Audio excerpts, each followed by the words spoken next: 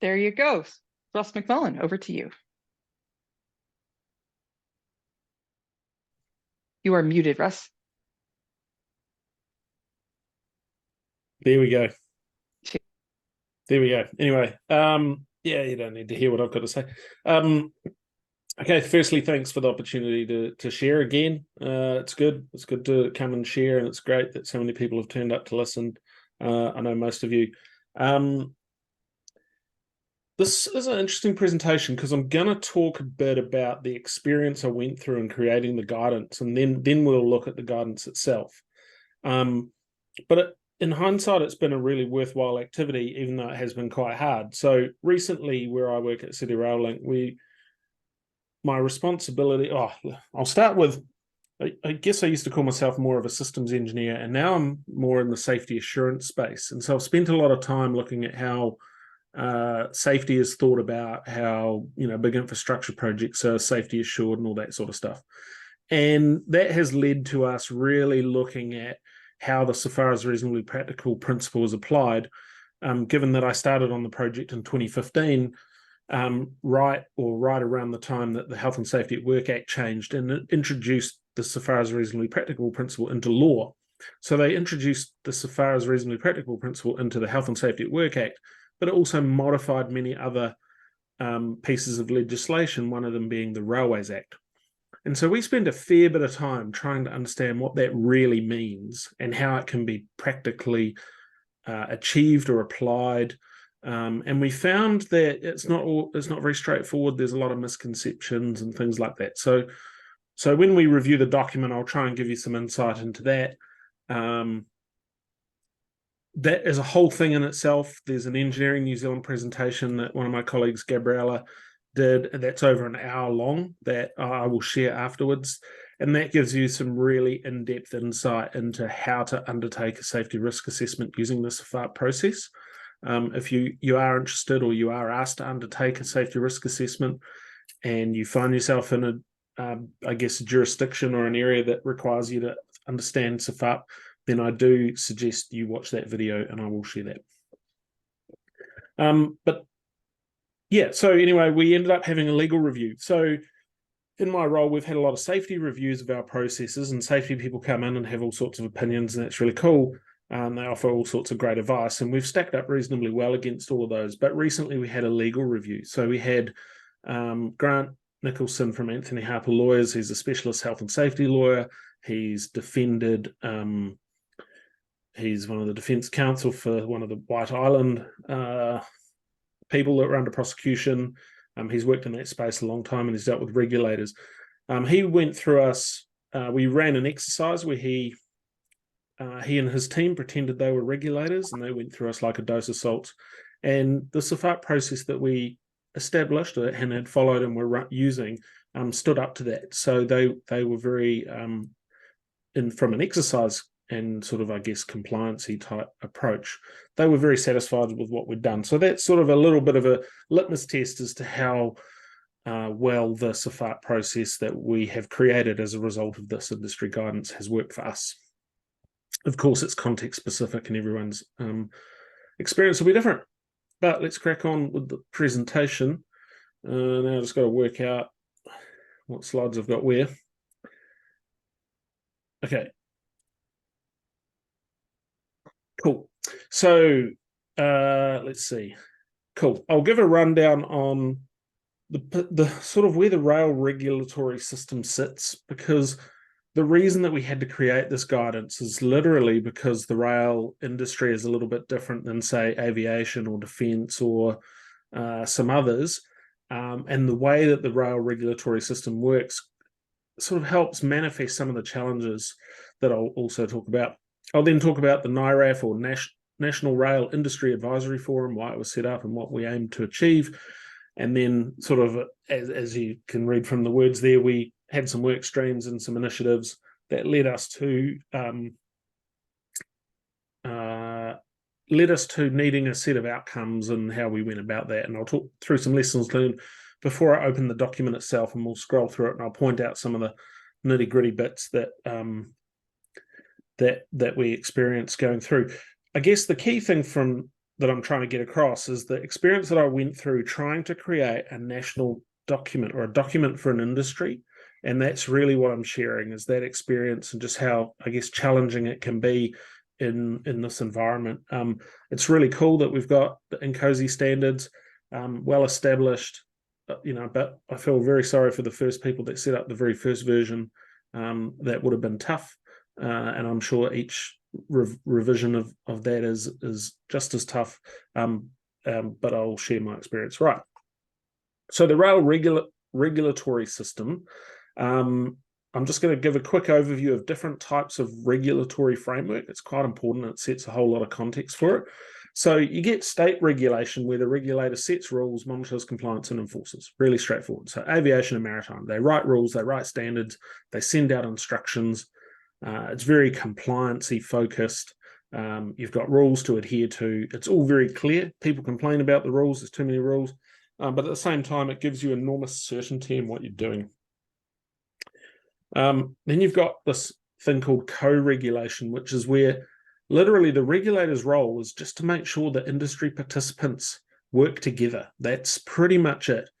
They leave the industry as an industry-led function, and they have a statutory backstop, meaning that they can prosecute if things go wrong. But largely, they're leaving it to the industry to do things the right way. And rail is one of those industries that sits in that co-regulation bucket, along with public transport, which is quite strange given that the severity of a rail accident is sort of on the same level of disaster as an aviation or maritime accident.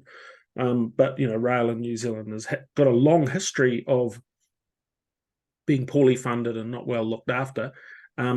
And notably, rail in New Zealand is co-regulatory, whereas in many other jurisdictions, it's regulated by the state.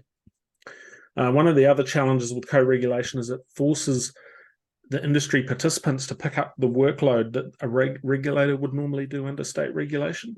Hence why we were involved in developing industry guidance versus a regulator having a team of resource people to push that out on their behalf. Then, of course, you got self-regulation, which is where the industry takes the lead. So freight and rideshare are a couple of examples of that. There might be other regulators that have a stake in it, such as freight. There's a roading regulator that's interested in making sure you don't go over your tonnage, all that sort of stuff. And there's health and safety at work, of course. Rideshare is a different one because there's employment law and all that kind of stuff. But really, there's no regulatory framework that sits around it. The government just lets them take the lead. And then the last one is where you've got no regulator at all, or no real interest from any regulator, and that's like walking and cycling. So arguably cycling, there's a road policing and all that sort of stuff. But as you know, if you're cycling off-road, there's no one's really interested in what you're doing. Cool. So what does that create? Well, in 2019, the rail industry kind of got together and confronted the regulator and said, hey, we've got a lot of challenges here that we're not really very happy. People aren't working together. And we kind of distilled our big groans into this idea of what's listed on the screen. So different participants in the rail industry were taking very different approaches to risk. Some, like the Auckland Metro, had a very low tolerance for safety, for harm, whereas others were maybe a little bit more accommodating and a little bit more considered by others to be laissez-faire. There were very different approaches to how safety risk assessment was being done. Of course, in 2019, the Railways Act had only been amended like 3-4 years. And so people were taking a very different approach, using the legacy approaches prior to the Act changing, all that sort of stuff. There was a pretty broad understanding that there was a low emphasis on public safety. So while KiwiRail are a major player, their primary interest is freight and their freight business. And they do run some public services, but they kind of need to leave it up to the likes of Auckland One Rail, or Transdev Auckland at the time, and Wellington Transdev, to take on that public safety management focus. However, it was still just an emerging thing, and it wasn't really fully understood, just the numbers of public that were using the rail system. The industry stats were really poor. When we came in at City Rail Link, we looked for industry stats to try and understand national harm. The stats were bad, poorly reported. It was very difficult. You know, when we hit up the rail regulator, you know, apparently the guy that used to do the annual stats report had left, and they hadn't done them since he left, and so they had to put some energy behind that. And you know, they've picked that up, and now we've got a lot better stats. There's some gaps in regulatory oversight. So the regulator are really only interested in talking to the licensed rail participants. So in the railway world, there are licensed and unlicensed participants. And that's a fact of a legacy policy approach and a funding and resourcing approach, and are having to put their effort where they see the most risk. And that's still an ongoing conversation. The regulator are quite open about that. We also challenged these things called the industry standards. So Kiwi Rail published a set of things called the National Rail System Standards, or NRIAF, yep. National Rail System Standards. And I challenged those and said, look, are they actually national standards, or are they Kiwi Rail standards? Does Dunedin Railways follow them? Does the Coromandel Railway follow them? And are they there for other new railway like the light rail? And the answer is broadly no. They're there for people to manage whether or not they want to use the Kiwi Rail network, which, you know, is a big part of the Auckland rail system, but that doesn't make them industry standards. And so there was a bit of challenge there around what was their purpose. And they were in dire need of updates since they hadn't been touched for many, many years. So that kind of led, that big sort of gripe session led to this National Rail Industry Advisory Forum, which is basically a group of rail participants, each with a representative. Had some quite senior people at various points, still does today, like Chief Executive of Transdev New Zealand, Auckland One Rail CE, all that kind of stuff. But the members included the NZTA Waka Kotahi Transport Agency being the regulator, who facilitated it, got everybody working together. It included Kiwi Rail, of course, included Auckland Transport, Auckland One Rail, the RMTU, Rail and Maritime Transport Union, so their representatives, including their Director General and their legal counsel, came along. Transdev Wellington, Fonterra, they have a lot of rail sightings, and they deal a lot with Kiwi Rail and the rail industry, and they have a lot of responsibilities for freight and hazardous goods that they ship around. Then the likes of Greater Wellington Regional Council, and who procure the services of Transdev Wellington to run the trains. City Rail Link Ltd, we managed to get a seat at the table. We kind of forced our way in a little bit, insisted that we should be there, given that we do have a role in the safety of the public and the safety of operational railway.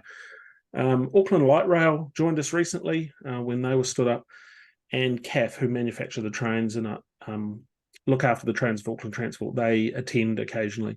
A couple of observers, being the Transport Accident Investigation Commission and the Ministry of Transport, they are very vocal about the fact that they're just there to observe and see what's happening and hear the gripes and groans of the industry in order to help revise any policy.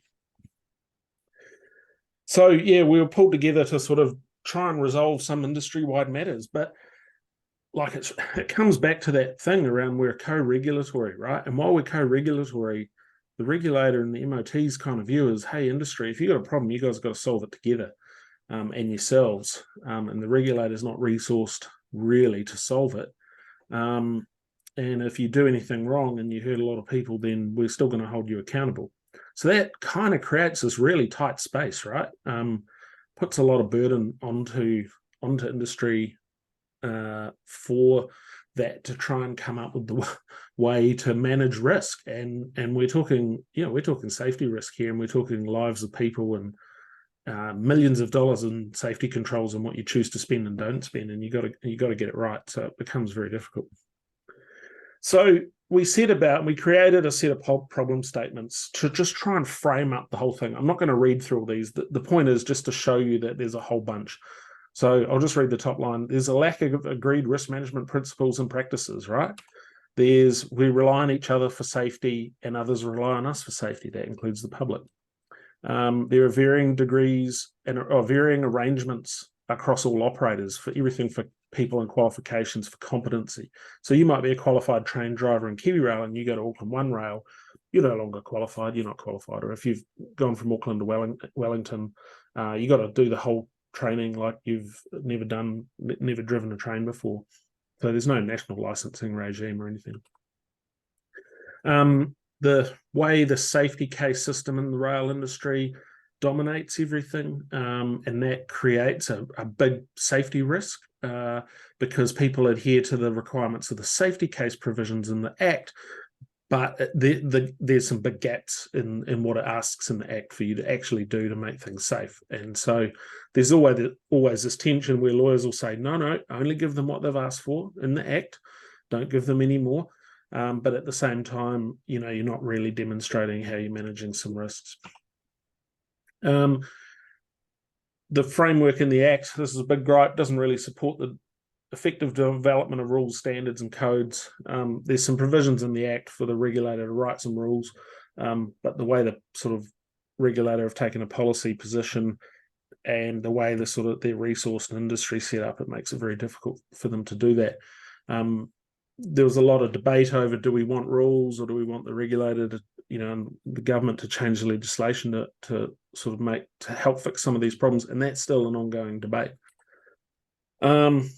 Lack of transparent and accessible interfaces and interoperability, that's a big thing. So people use the KiwiRail network, but they don't really have visibility of how KiwiRail maintain the system, how their competency system works, yet, Transdev and Auckland One Rail rely very heavily for their workers' safety and for the safety of the public on KiwiRail doing their job properly.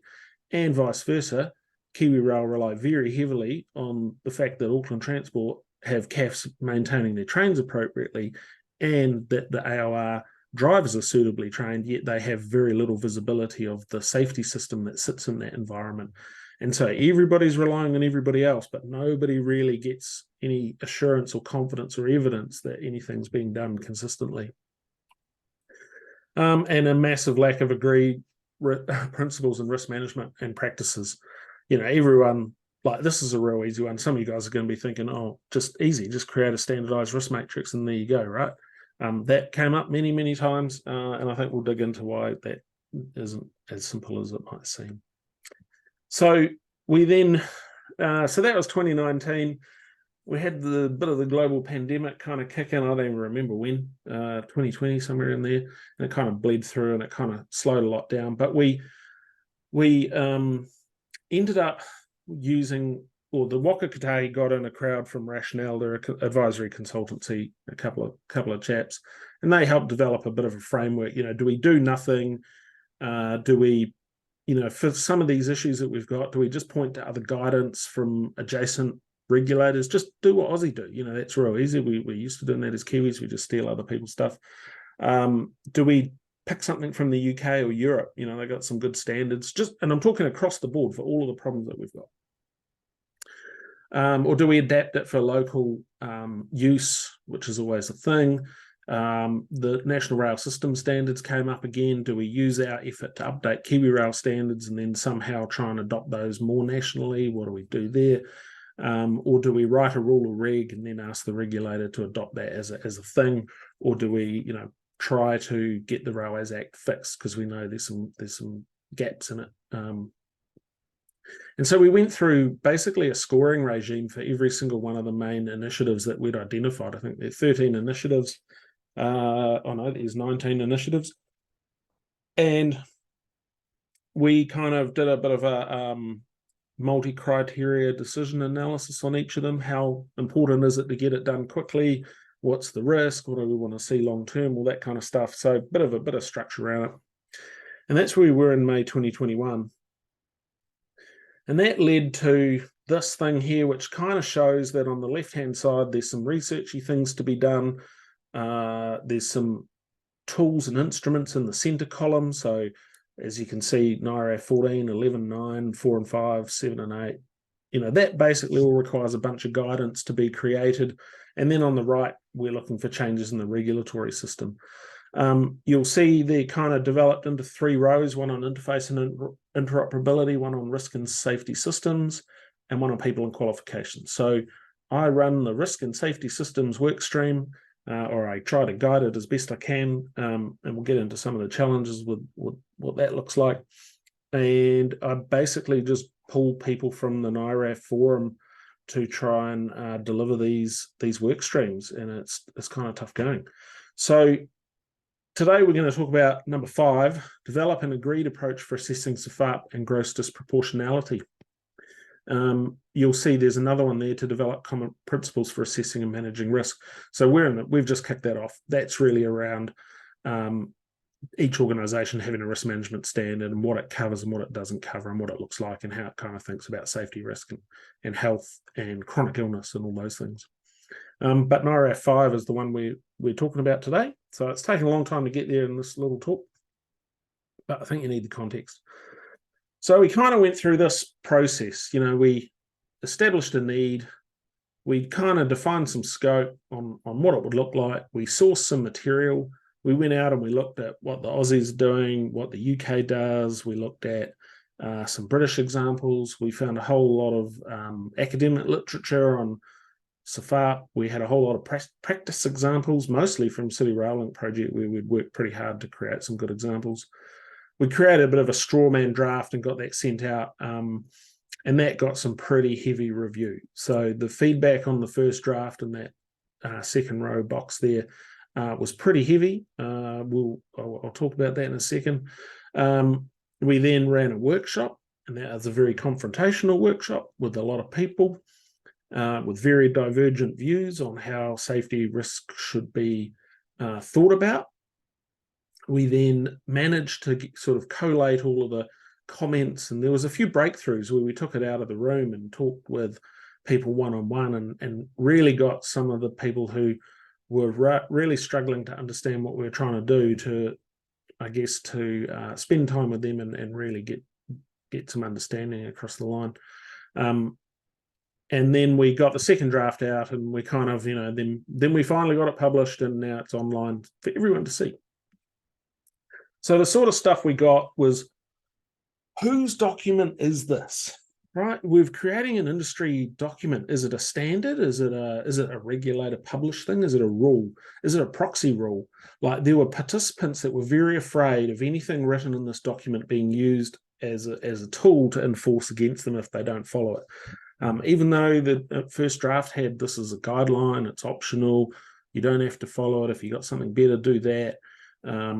They all clearly recognised that it would just start to set a bit of a benchmark, and so there was a lot of conversation around making sure that we were indicating that it was what we considered to be standard practice anyway, or should be at least, and all that sort of stuff. So that's that second bullet. What's the regulator's role here, and if people don't comply? They were really afraid that the regulator would use that to get ideas, and we kind of pointed out that the regulator would get ideas wherever they get ideas. That if they come and visit City Rail Link, they'll get ideas from us, and if they then visit Auckland One Rail, they'll get ideas from them, and they'll use each other's ideas against us. And we know that that's what happens, but that's how it works. Who wrote the document? All that kind of stuff. Then there was a whole bunch around scope and applicability. How far does it go? Is it only for the Railways Act, or is it for the Railways Act and the Health and Safety at Work Act as well? Given that both have the requirement to reduce risk so far as reasonably practicable, but there's a slight nuance difference between the two. So the Railways Act is only concerned with death and serious injury, doesn't really care about health, chronic illness or acute injury. Whereas the Health and Safety at Work Act cares about all of those things and all degrees and severities of harm. There was a lot of questions around, who does it apply to? Is it all industry? Is it just the licensed participants who drive the trains and maintain the infrastructure, or does it include those that are unlicensed, like those that own infrastructure and manage stations? And is it appropriate, given other jurisdictions, that we've drawn from some other jurisdictions for some of the materials? Importantly, the UK and Europe have provisions in their safety risk acceptance sort of paradigm to use a standards-based approach and to also allow similarity, a similarity or grandfathering argument But unfortunately, under New Zealand law, we don't have those provisions. So you have to reduce risk so far as reasonably practicable. That's the only provision in the law. So there was a lot of debate on that. A lot of people said it's burdensome, it's going to cost us too much money to implement, blah, blah, blah. So we had to include sort of mention there that, look, if you can't afford to implement a safety control, you really need to reduce your operations and your capacity until it is safe to operate. So maybe reduce speed or do something else or stop the operation until it is safe. And that was confronting to a few people. On the technical side, terms and definitions, hazard versus risk. The nomenclature and the language was disparate across the whole industry. Different people had different ideas on what a hazard and a risk were or meant. They had very different degrees of understanding of concepts around safety and risk, even though, you know, they were participating in what was becoming a national standard. So there was a lot of education and discussion just to sort of smooth out these differences that are created through different people's interpretations of terms. And that came down to the competency piece. There's really vast differences in capability across the industry. I've been very fortunate to work with some really exceptional people at City Rail Link, and I think that's helped us as a little bit of a centre of excellence.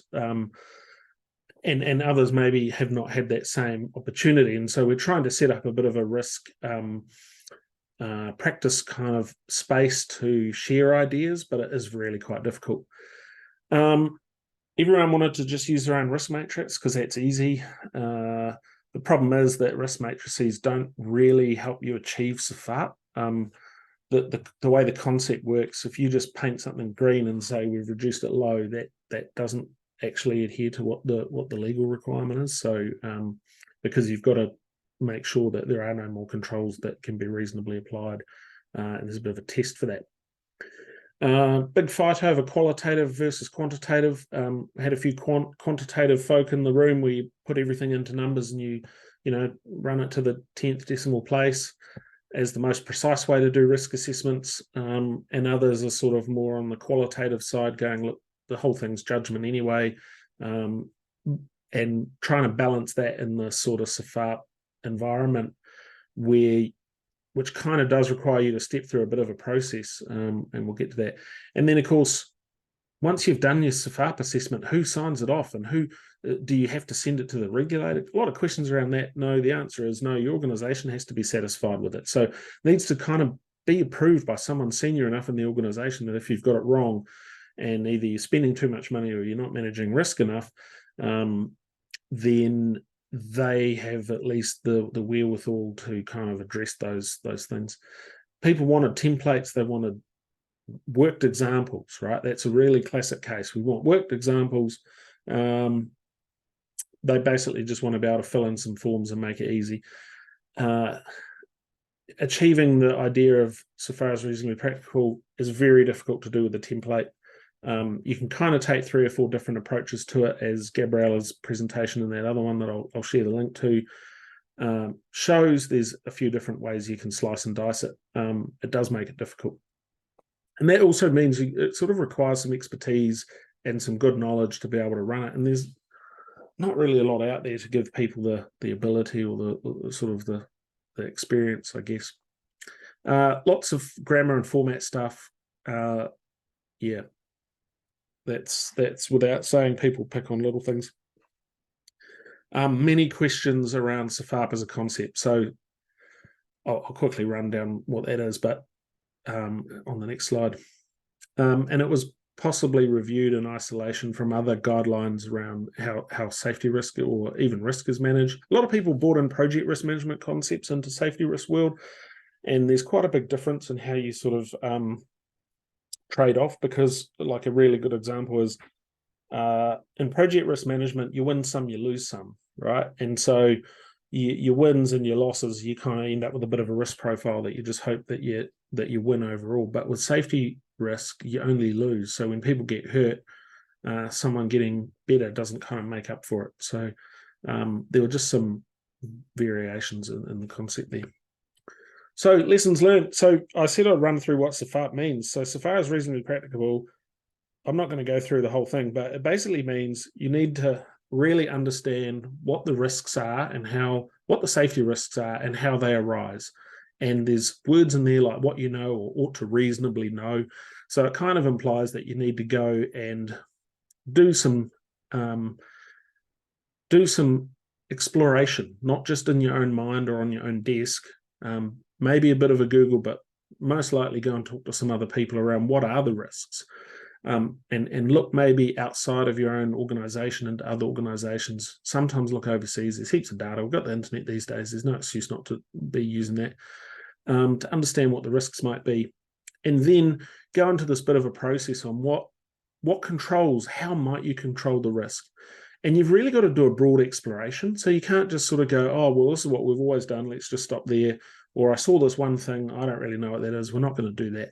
You've really got to kind of take a structured approach and go, here's a list of all the things that we might do, and then start discarding those that are not suitable or not available to you for some reason. So you might argue that it's not available because it's not available on the market in New Zealand. That might stack up. It might not hold true over time.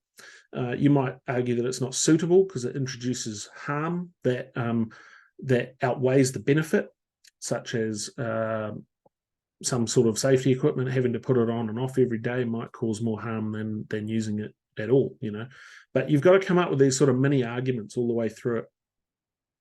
And then once you've identified safety controls that are available and are suitable, then you pretty much got to implement them unless you can demonstrate that the benefit of implementing them is so outweighed by the cost of doing so that it's really not worth it. And so there's this idea of gross disproportionality where it has to be very grossly expensive for the benefit gained to not implement it.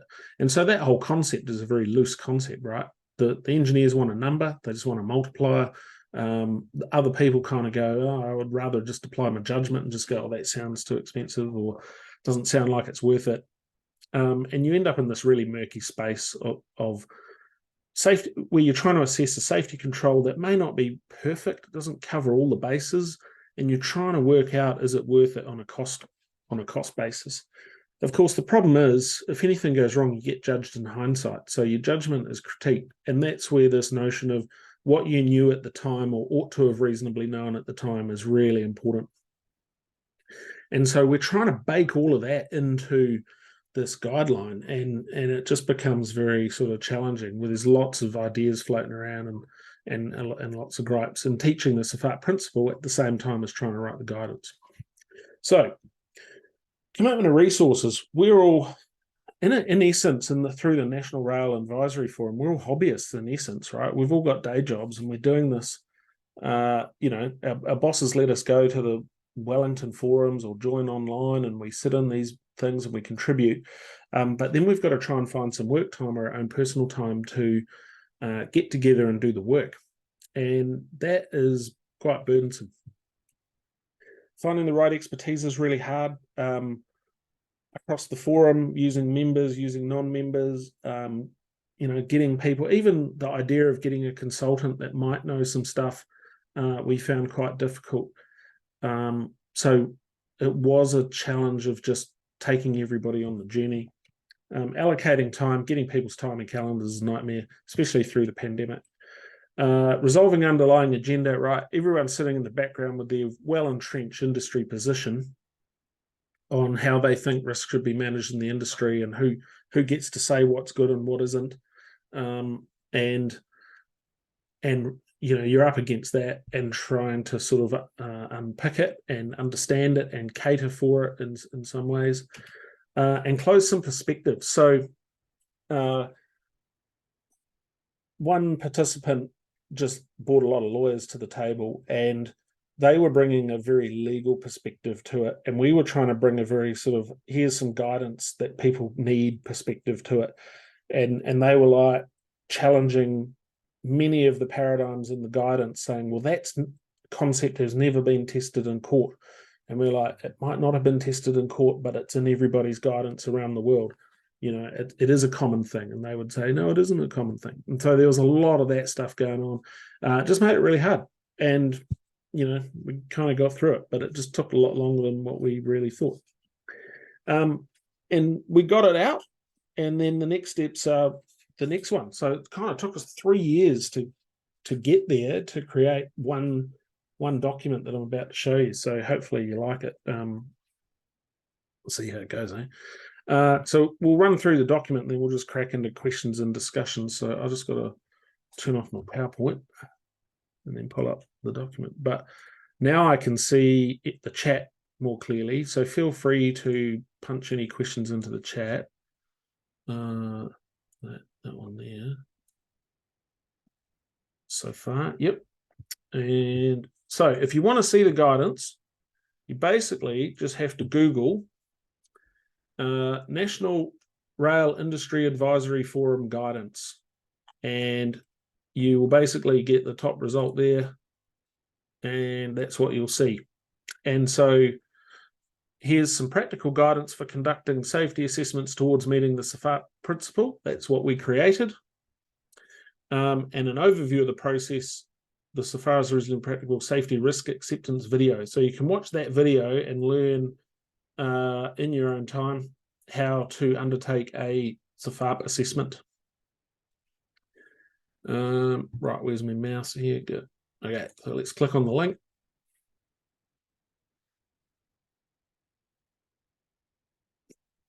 Okay, so I'll zoom in here. Hopefully the sizing of it works for what you're looking at and all that.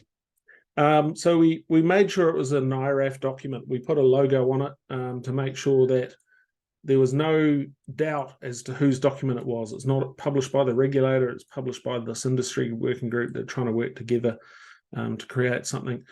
It's called practical guidance because it's not legal guidance. We're trying to be practical. So there's lots of little words in there that snuck in just through this negotiation that we had to go through. You'll see it was published in February. So Paul Coxon works for the regulator, but he also happened at the time to be the chairperson. So he signed that as the chairperson of the NRIAF, not in his regulatory capacity. So I'm just going to step through this real quick because this is just, you can read it in your own time, but a bit of an objective thing around what it's there to do, basically help you understand SFAIRP. We talked about what it's for, what it's applicable to, not intended to create additional obligations. That's a really important statement that everyone wanted in there. And the extent of consultations actually on the last page, but if anyone had any doubt, they could go and email that email address and say, hey, I want to know who was involved. Table of contents, of course. I'll talk through this actually. Legal considerations. We've got a fairly big section on that. So the lawyers wanted caveats on almost every paragraph, and so we put as many as we could in just its own section. That made it a little bit better. We then explain what reasonably practicable is from the Act, basically directly. A big piece on who should lead health and safety assessments. So what we talk about there is the fact that you're committing money.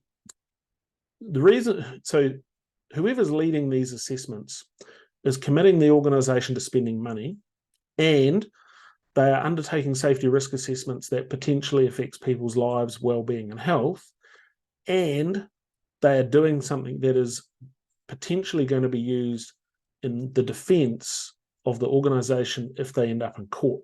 So the view in the guidance is that the organisation needs to choose who's doing this really carefully and not just let someone who kind of has heard the word pick it up and run with it. And that kind of highlighted some big competency and capability gaps across the industry around, are you really sure that you want to be doing these types of assessments, given that how important they actually are? Deciding the approach. So that's really deciding whether or not you want to take a qualitative approach or a quantitative approach. So if we skip down to 18 or 19, they reappear here as qualitative and quantitative, but deciding that approach, there's some guidance there. Of course, if anyone who's done risk management, the first thing you need to do is understand the context, right? That's always the box that's missed. Everyone jumps into what the hazards are and what the likelihood is and all that. But the context of what you're doing and the boundaries is one of the most important. Identification of hazards that arise from that scope and context and work that's being done and the situations that arise. That's a fairly broad activity. In rail, you can argue that all the hazards are reasonably well known.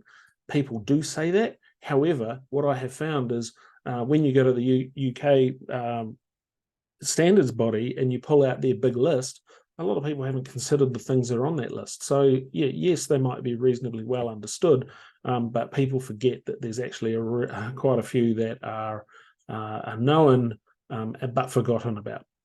Likelihood's always the hardest thing. The amount of harm that's created is usually a lot easier to determine than the likelihood of someone getting hurt. And people mistake not wanting something to happen with it also having a low likelihood. And so there's a big challenge there around that. And what is known about the hazard or risk, so how it arises, all that kind of stuff. But in all of this here, the union were very vocal on making sure that workers and their union delegates are part of the assessment of hazard identification, the assessment of likelihood, the degree of harm, and how risks arise and how risks are manifested. And they've got written commercial agreements with a couple of the rail participants, or all the main ones, to make sure that they are involved in that assessment of risk. You then step into what is known about the ways to manage the hazard or risk. So this is that big contentious area of how far do you go? Do you end up having to look at new research and innovation and all that kind of carry on, or do you limit yourself to what's available on the market today? And that's just a big challenge. It just makes it a lot harder. And then filtering them using the assessment of the availability and suitability of the ways, and then this whole cost thing, making a judgment under a qualitative assessment or doing a quantitative one where you put everything into numbers and you include a multiplier. And then, of course, what do you do with it once you've done it? How do you evaluate it and periodically come back to it? And we put a bunch of further considerations in there, and their little piece on how we got there. And a bit of a references and bibliography, because, of course, we went through a fairly broad exercise to come up with the stuff. But we'll just dive into this page of legal considerations, right? So this was all the words that the lawyers wanted in. Rail participants should seek independent legal advice as to their duties.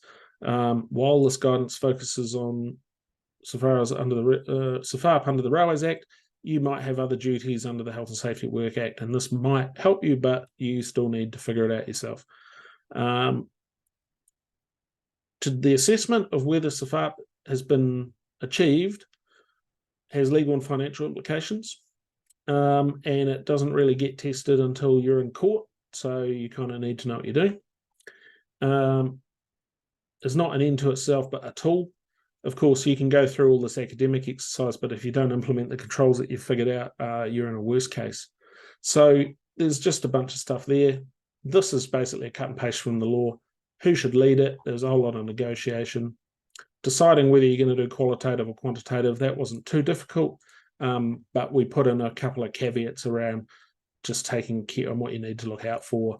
A big one there is a lot of people will gravitate towards the quantitative one because it looks more precise, but sometimes you can end up putting arbitrary numbers in there. And in the end, while I was saying the lawyers were a bit difficult, by the time we got to a certain point, they were actually the saviors. They helped us a lot with the wording. They helped us a lot with the concept.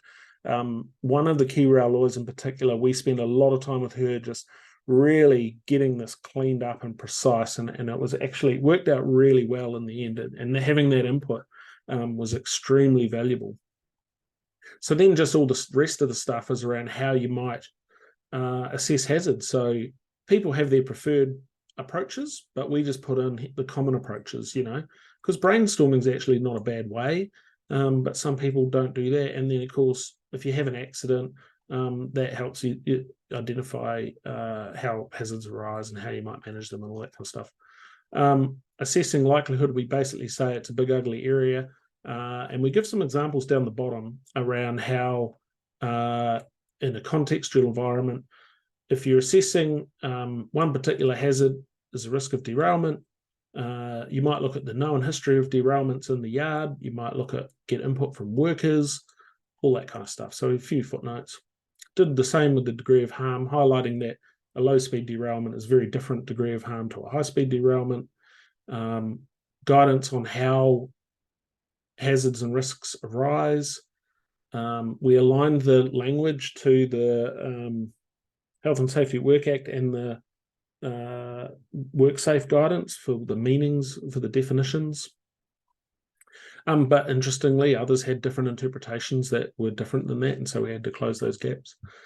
What is known? Yeah, so you guys can all read this in your own time. Key one, assessing the availability and suitability, right? That's a key part of the SFAIRP assessment, and should kind of be part of what you're doing and revisit it every now and again. Yeah, I can't emphasize that enough. And assessment of costs, that's another sort of area that you've got to be careful. How far do you go? Like, you start including the costs of maintenance and refurbishment and repair and replacement, and do you then net present value future costs to today, and then do you then do the opposite of that for the slightly increasing value of the statistical value of human life and all that kind of stuff? It gets pretty tough. So you have to set yourself up in a right methodology and then tread carefully. Do you have a multiplier? So we did put in the multipliers. We've justified what these multipliers are if you are using a quantitative assessment approach. The footnote in here talks about why we've chosen the multipliers. It's basically there's a whole bunch of literature in the UK around the idea being that workers better understand the risks that they face in their work, and they have a better chance of negotiating those with their employer. So the multiplier can be slightly lower, whereas the general public don't have the ability most of the time to negotiate the risks that they face. Some would argue that they can choose to ride a bus and not a train, but that's really unfair, because if the bus guys do the same, then you've left it in a bad spot. So the multiplier is a little bit higher, is our suggested multiplier. The value of statistical life at the time we did this was like 4.6 million, and most of you will note that Waka Tahi's revised value is now 12 million, and that kind of sent a bit of a shockwave through people that have used this approach. Because in theory, right, you got to go back and revisit all your SFAIRP assessments and redo your calcs if you've used the 4.08 million, and that might then throw some things into needing to be done camp. Establishing the cost of controls is difficult. Like, how far do you go? Do you have to go get a cost estimator? Do you get a sticker price? Do you estimate it in your own mind? What do you do? But as we say here, care needs to be taken, right? There's no legal precedent. The lawyers are very hot on that. Big argument around this with the lawyers initially. They will say there's no legal precedent that sets what the gross disproportionality ratio should be. And one other argument that emerged is, no, there isn't, because if someone has used a good one, the regulator won't take them to court because they won't think they'll win. And so that's not going to give us a precedent that we need. And so there's this sort of dilemma of what the courts can tell us and what they can't. But we all generally settled on, hey, look, it comes down to the organisation to pick their own multipliers. And here's some that seem to be reasonably established overseas. So maybe stick to those for now. And if we all do, then we're all in a better position. Whole bunch more footnotes. And then what you should do, and there's all these further considerations. So this is where we put all the extra stuff that people wanted included. Like, what about just following codes and standards? So yeah, you might follow codes and standards. It can assist you in understanding best practice and the controls that are there, but you still have to do some more after that, right? You still have to, following a standard on its own doesn't give you a SFAIRP outcome.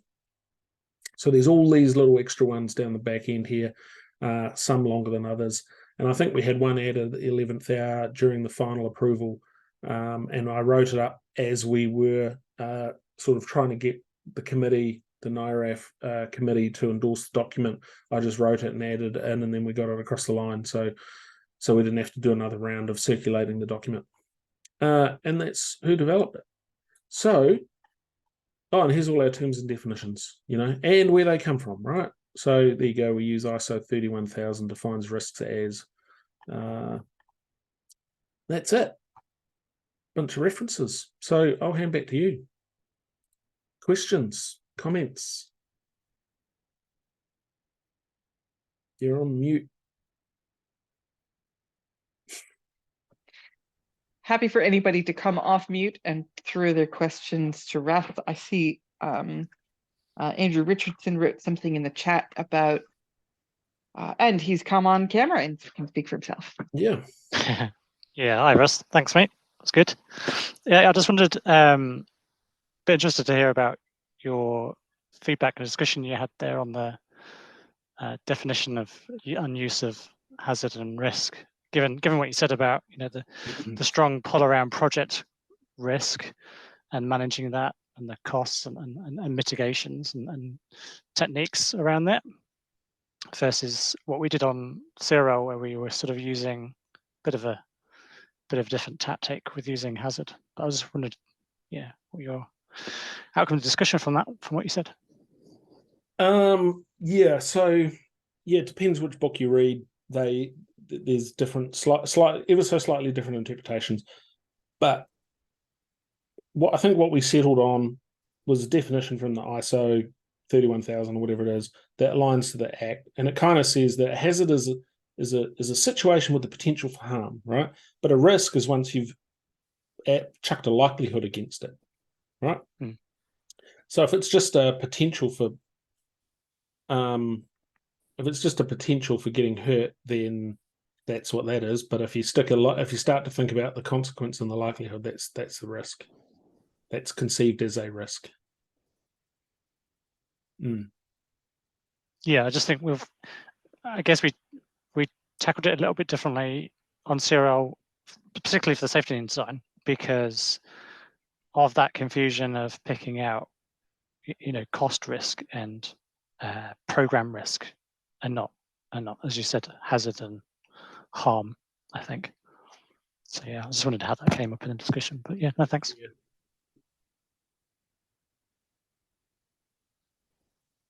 Oh, you mean as to what you focus on in your risk assessment? Yeah, just in that consultation with the industry parties and things, did they get a little bit hung up on? Yeah. Oh, yeah. Non-safety stuff. Yes. Yeah. There was that whole lot. Yeah, a lot of people were bringing in risk concepts from project delivery risk management. Yeah, definitely. Yeah. So Luke's got a question, I think. Yep. Hi, Russ. Yeah, awesome presentation. Looks like really good work. My question's around the competency aspect, because you touched on competency, and safety's kind of an area I've kind of wanted to get into, but what I found is talking to a bunch of people is that there isn't that much in the way of training and resources and that sort of thing. And I've been told, well, if you want to get into, SFAIRP and safety and design workshops and stuff like that, you've just got to tag along to some workshops and you'll pick it up as you go along.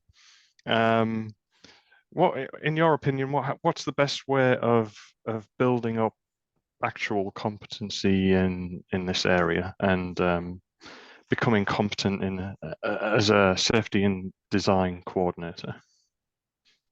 Yeah. I think there's many different ways, and I don't think there's any one right way.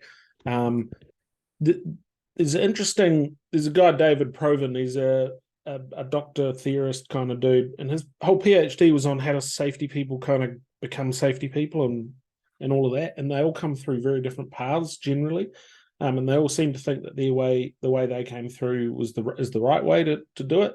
So my advice is there are many different ways. The idea of tagging along is a good one. I can point you towards some resources. In fact, the resources in the back of that document, just by reading those and contemplating them, having a chat with some other people about it, is probably the best way. My personal way was just thrashing it out with people like Ludovic, who's on the line, and Gabriella, who many of you know, and just talking about the concepts and trying to do them and trying to get them in place and putting them in front of other people and having them challenged. Just come and talk to us. I'm sure there's plenty of opportunity in Link Alliance to do some SFAIRP assessments. Yeah. Thanks for that. And just have a second question. So you also mentioned that one of the industry challenges was a relatively low emphasis on public safety. So in your observations, how did this actually manifest itself in the industry? How did we come to that conclusion ourselves? Yeah. Everywhere we looked, there were so statements like, "Oh well, if they hurt themselves, it's their own fault." Hmm. And we're like, "Yeah, but it's the work. Like the rail industry is creating the source of harm, and our interpretation of legal obligations are that we need to prevent other people or other persons from death or serious injury in the rail example. And the law kind of says you need to undertake these obligations. That's before you even touch the moral obligation for not hurting people, right? But hearing people say, "Oh, if they get hurt, it's their own fault," or "people just need to be more careful," or "the public need to just look and listen." Whereas we're like, well, not everyone can see very well or hear very well. And maybe we created our own little echo chamber, but we really got a big dissatisfaction for this idea that everybody was as capable as everybody in the office. And because we know there are a lot of less able people out there, and they just didn't seem to be considered in a lot of the considerations for the railway environment. I'll go a step further and say, everyone who works in the rail industry, even to work in the Link Alliance office, has to have a health check. You have to prove you can see a certain distance. You have to prove that you can get up off the floor in a certain amount of time, and do a couple of squats to make sure that you're physically able, right? And we're all making decisions about the general public out there who use the railway every day, who many can't do that. So for some reason, we've got this bar of competency just to work in our office, and we're creating a system that the general public will use, and they just don't have those abilities. So there's just the big sort of conceptual gap in who's doing the work and assessing risk, and who are they actually assessing it for. Thank you very much. I'll hand over to John. Thank you. Hey, John. Haven't seen you in a while. Oh, looking well. Yeah, but thanks for the presentation. That was excellent. And thanks for putting together all the work into that document. I've read it in quite a bit of detail and took quite a lot of notes and been through it with my team. I think it's an excellent resource. So I was really keen to hear your insights, and I think even more respect for it now that I've heard how much effort it was to get to that point. Team effort, the hard bit, and I think my contribution was just trying to remain patient. So yeah, but thank you. I'm interested in not seeing this quality of guidance around SFAIRP from other industries. So I'm interested in sort of the applicability, how far you think this would have applicability outside of rail, and also relatedly, where does a rail project end and an infrastructure project begin? Is it on the platform edge? Is it at the entrance to the station? Is it at the connection to the bus stop?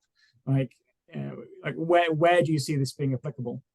Okay, so as you will recall, the very first piece of the document is determine your own boundary that you're undertaking a risk assessment for, right? So yeah, if you think a railway passenger when they're on a train, but they're not a railway passenger when they're on an escalator, and that they only become not a rail passenger when they go through the gate line or get to their house, that's your determination, and you decide, I'll say that.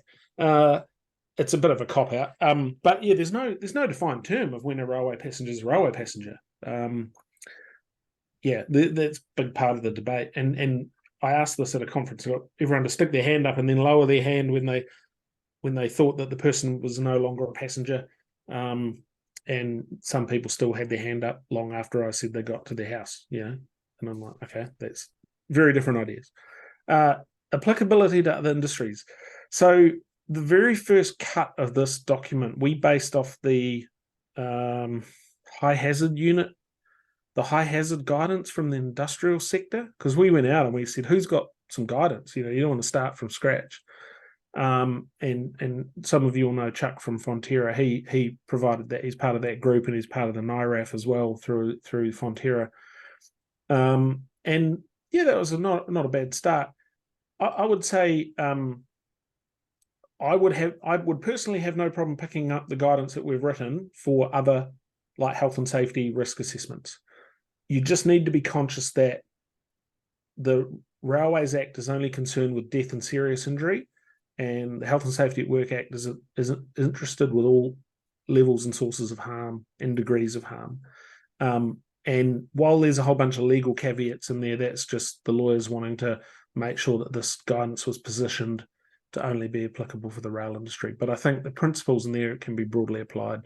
That's my personal view. But again, it requires people to make sure it's appropriate for their context with any, like you do with any safety risk assessment. Thanks. A related question, if I may, the use of it, how does the NRIAF see it being used? Is it organizations choosing to follow the guidance, or would mandating following the guidance be appropriate in, say, a procurement context? Okay, so do we know how far each rail participant is using the guidance? So we don't yet know.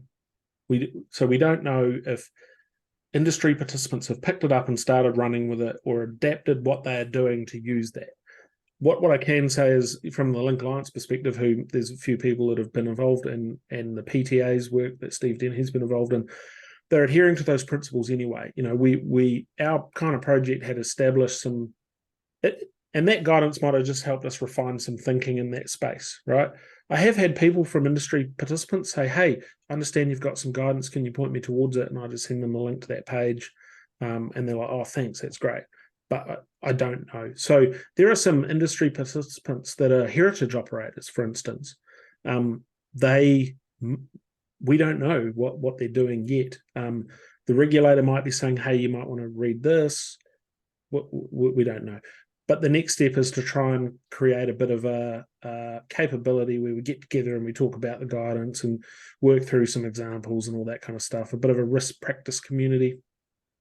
And that might help Luke's kind of idea as well.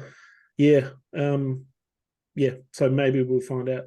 We'll do a pulse check at some point. Great. Yeah. Thanks very much.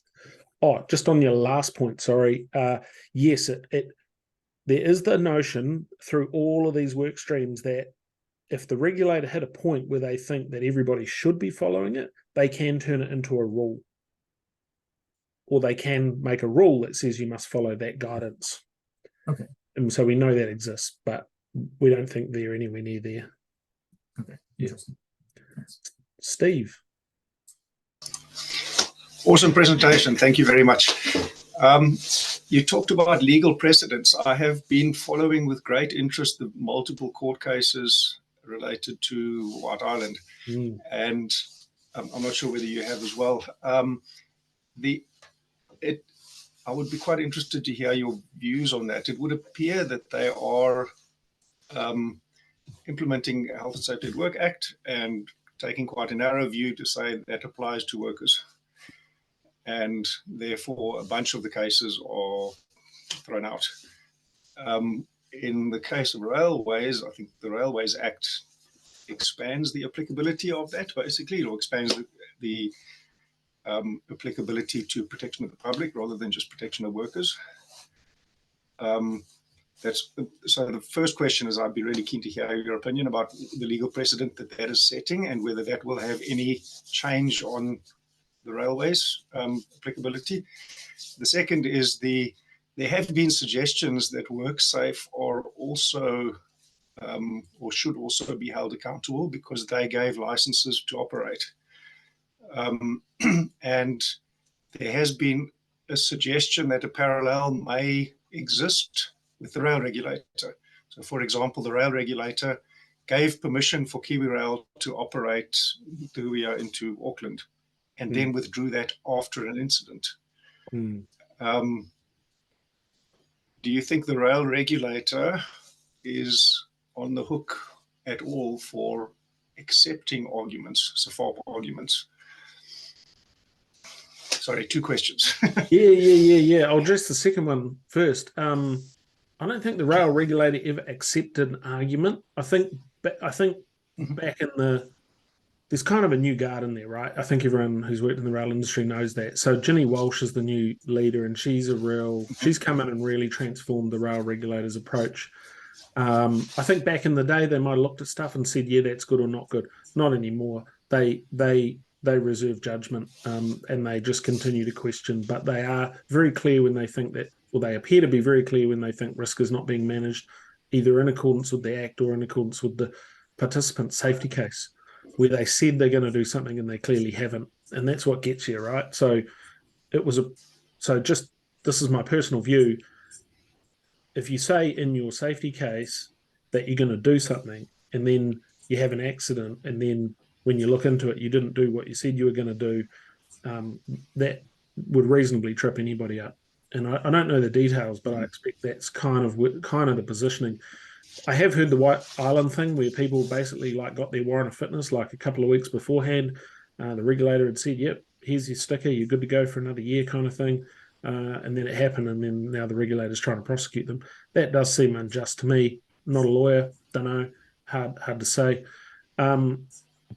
Is the whole public safety thing, because there's this idea that in the White Island test, in the White Island court case, is it going to sort of touch on the idea of public safety?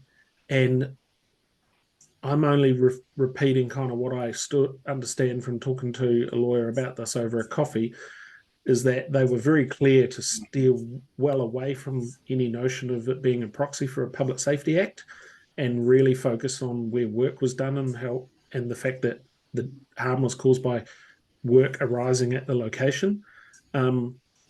So that kind of let some of those people that sit in the background and provide, weather reporting and volcanic reporting and all that kind of stuff, it made them a lot further away from public harm.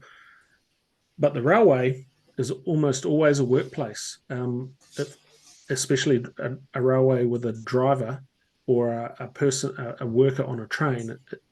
There's a thesis by a guy, Dr. Murray King. He's a lawyer, and he wrote that when he was comparing road safety to railway safety, and he pretty clearly laid out why the railway is always a workplace. And so, yeah, I don't see it changing anything in the railway thing, but who knows?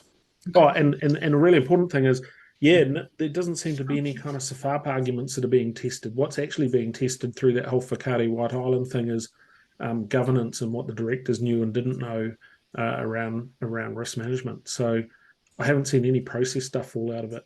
I haven't maybe followed it close enough, unless anyone else can point me at it, but it's something to look at later. I agree. I think that they're not going into that because it may be difficult territory. So they can't, I don't know whether it's intentional, but they're kind of steering away from it by saying it's not applicable here. Yeah. So not a lawyer, those are just my thoughts, personal thoughts. Mm-hmm. Okay.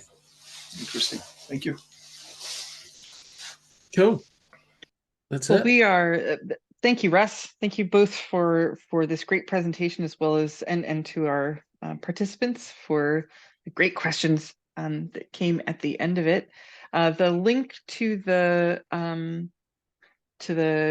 guidance at the Waka Kotahi website is in the chat. We'll make sure it ends up in the video link as well. I'm going to steal screen and just walk through the last couple of slides here. So our next meetup, October 26th, October in person in Wellington and Auckland, as well as online. It's a social night. Details will be coming. And thank you very much for your attendance and your participation. Thanks, Russ, for your presentation this evening. And we'll see you all next time. Thanks, Jess. Jess, thanks, Russ. See ya.